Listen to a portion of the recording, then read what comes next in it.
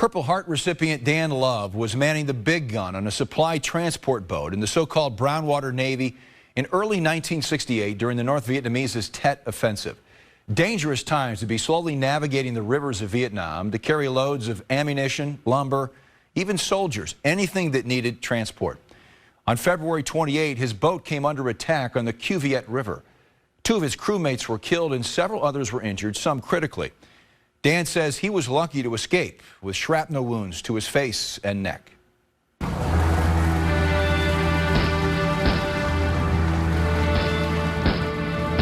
killed Gary, which was the other gunner, killed him outright, and there was a young guy on the boat that I didn't even have a picture of him or anything. You know, the poor kid was, I don't know, maybe 2 weeks on the boat. He died.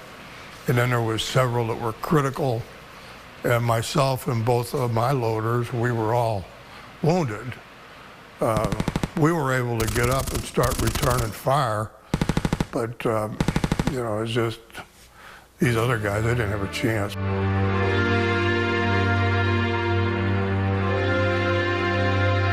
After having his wounds treated, Dan could have opted for different duty, away from the boats that were inviting targets for the North Vietnamese. But he chose to return to his job as quickly as he could. I think at the time I felt like I'd disappoint the guys that got killed.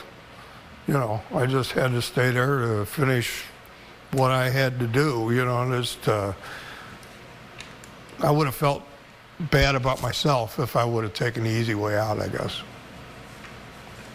Dan comes by his commitment to duty honestly. His grandfather served in the Navy in World War I, his father in the Army in World War II, becoming a German prisoner of war after capture in the Battle of the Bulge. It influenced me a lot, you know. I always thought that, you know, you should serve. Just, you know, that was my background.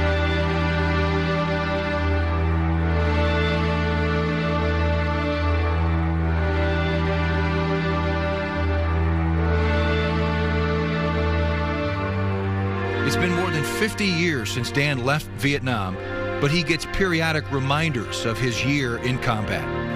These things never leave you. I still wake up sometimes, cold sweat, you know, and certain smells. If it's boiling hot outside and I catch diesel fumes, sometimes it puts me right back in the country. Takes you back? Yeah. Dan has visited the Vietnam Veterans Memorial Wall in Washington, locating the names of his 2 crewmates killed that day in 1968, wondering what may have become of them had the attack hit his side of the boat instead of theirs. And he admits he struggled with PTSD after returning home, years before learning of the formal diagnosis and thinking he might be alone in his struggles. Fortunately, you know, for me, my wife was a support that I never got anywhere else. You know, as nutty as I got and as bad as things got, she was the one that wanted to help me.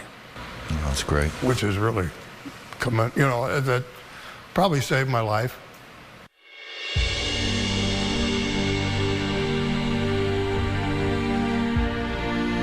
Dan's wife, Judy, tells me that everyone should know that PTSD doesn't just affect the veteran.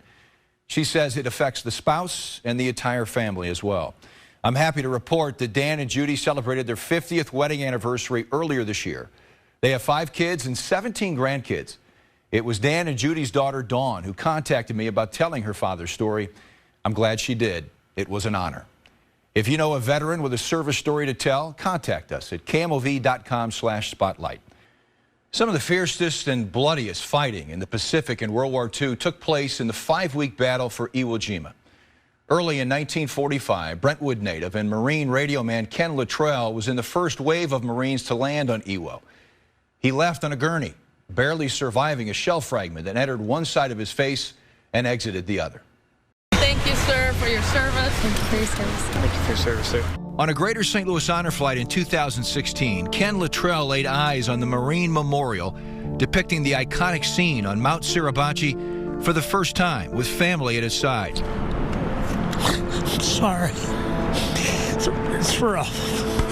71 years after nearly losing his life on Iwo Jima, he was overcome by emotion. Very emotional. But it's a beautiful memorial. But you have all these memories. And this brings them all back.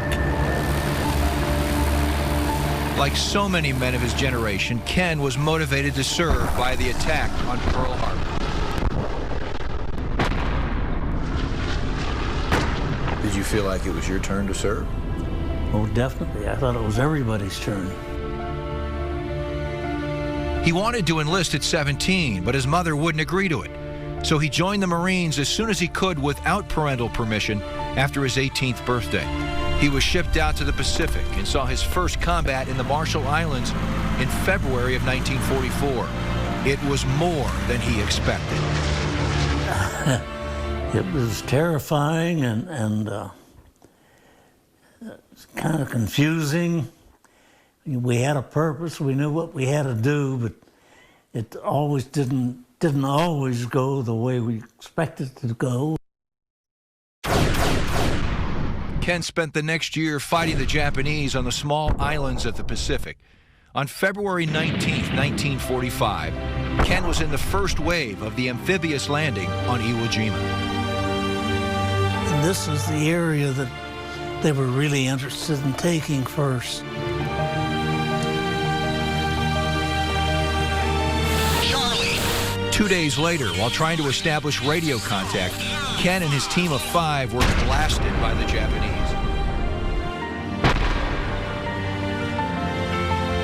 As soon as we put the antenna up, they were waiting for that because that becomes a point of interest to them, and all the spots were zeroed in. They saw the antenna, they just dropped shells on it and wiped out my little detachment. A shell fragment entered Ken's left cheek and exited his right, doing extensive damage to his mouth, teeth, and sinus cavity. While on a gurney waiting to be evac'd off the island, he began to choke on the blood that had filled his mouth and throat. He then likely saved his own life. You flipped yourself over on that gurney? Just by flopping, and because your hands are strapped. You're strapped down, you can't move. But I was able to flop. I can't tell you exactly how, but...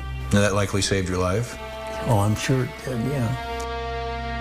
Ken spent most of the next year moving from hospital to hospital to hospital, undergoing at least 9 surgeries to repair the damage done to his mouth and sinuses.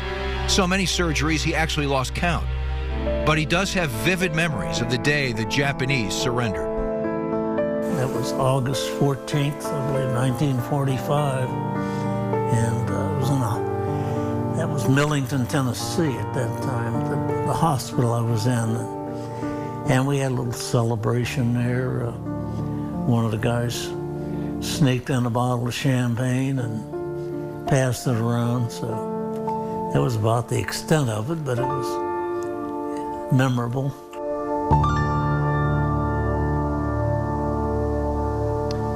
Ken is 95 now and still needs occasional procedures on his mouth and teeth, but he says he has no regrets about serving his country. And Ken is proud of his brotherhood with his fellow Marines. He says simply and humbly, our group did a good job. We need you to help us tell the stories of those who served our country. Go to KMOV.com and click on the Spotlight section on our homepage. You can see all of our stories there, and you can nominate a veteran whose story you'd like to see told. I want to thank Noah Brooks, my photographer, and editor Krista Ulber for helping tell Ken's story. I met Ken originally back on a Greater St. Louis Honor Flight in 2016. He is a nice, humble man, and like so many of his fellow greatest generation veterans, really just shrugs off what they all did for not just America, but for the world at a time when they needed heroic action. Selfless. Yep. And did you say he's 95? 95. He looks great. Amazing. They're sturdy. That generation is sturdy, physically, mentally, in every possible way, just sturdy. It's a great way to put it. Yeah. Great way to put it. After Pearl Harbor was attacked and the United States drawn into World War II, St. Louis native Jim Sella wanted to serve his country. But he was too young, so he waited until high school graduation. And at age 17, with his mother's permission, he enlisted in the Navy. His country needed him, Jim thought, and his desire to avenge what happened at Pearl Harbor is still palpable almost 80 years later.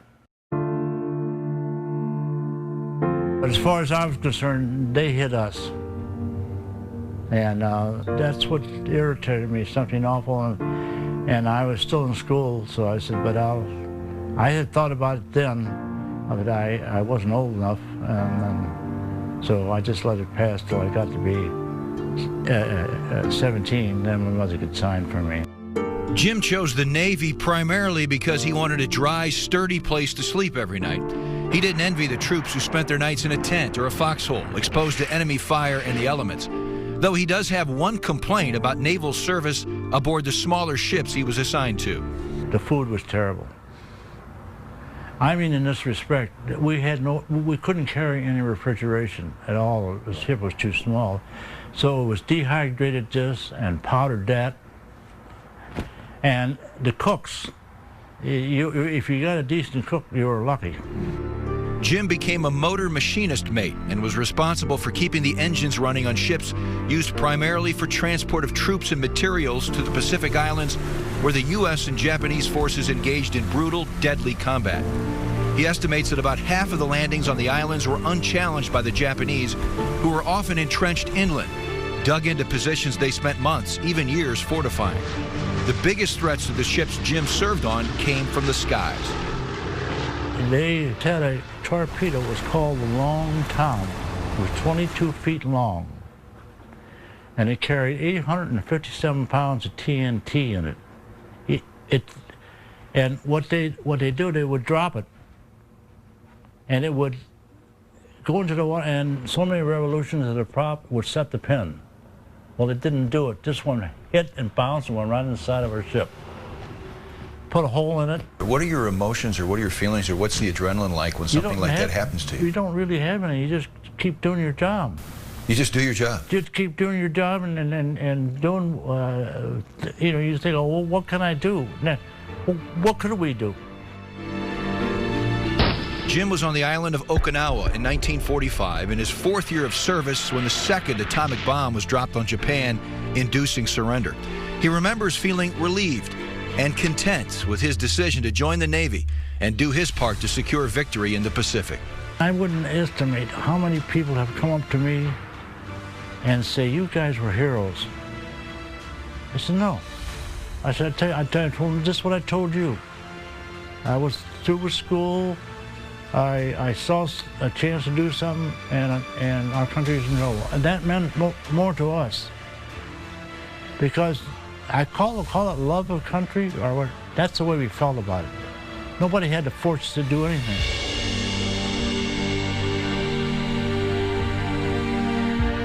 Jim left the Navy in 1946 and settled in South St. Louis. He and his wife raised 2 children. He lost his wife about a decade ago, but Jim has grandkids and even 11 great-grandkids these days. He's 95 now, and he remembers events of 75 to 80 years ago like most of us remember what happened last week. We should always remember to do this. Jim Sella, thank you for your service.